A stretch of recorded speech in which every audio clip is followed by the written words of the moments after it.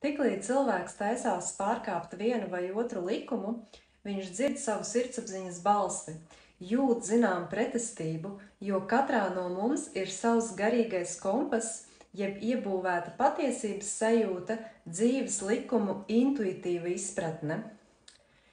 Ja cilvēks šo pirmo brīdinājumu turpina ignorēt, tad karmas balss sāk skanēt skaļāk. Atnāk problemātiski apstākļi, sarežģīti cilvēki, slimības, aiziet nauda. Kad uzkrājas pārāk daudz karmisku problēmu, cilvēkam kļūst grūti rīkoties brīvi, radoši un viegli. Viņa brīvība sašaurinās līdz ierobežojošu apstākļu šauram koridorim. Grūti ģimenes situācijas, slimi vecāki vai bērni, lieli parādi, jebkas cits, kas liek rīkoties stingros rāmjos, un tas ir otrais brīdinājums.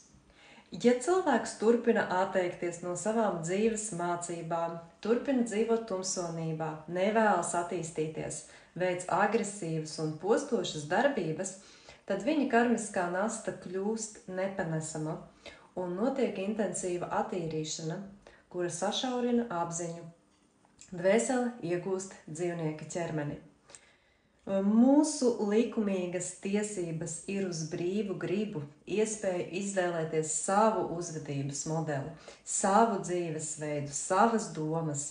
Gribas izpausmes brīvība ir viens no visuma galvenajiem likumiem.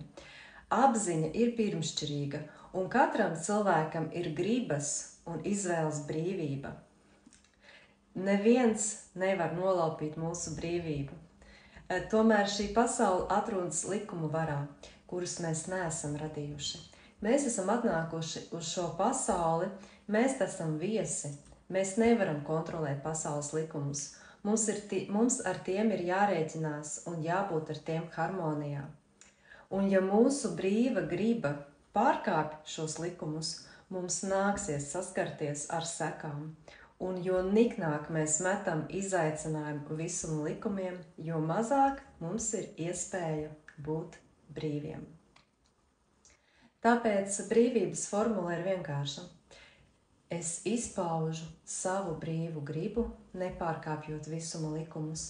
Es dzīvoju harmonijā ar pasauli un citiem cilvēkiem, neiznīcinot šo harmoniju.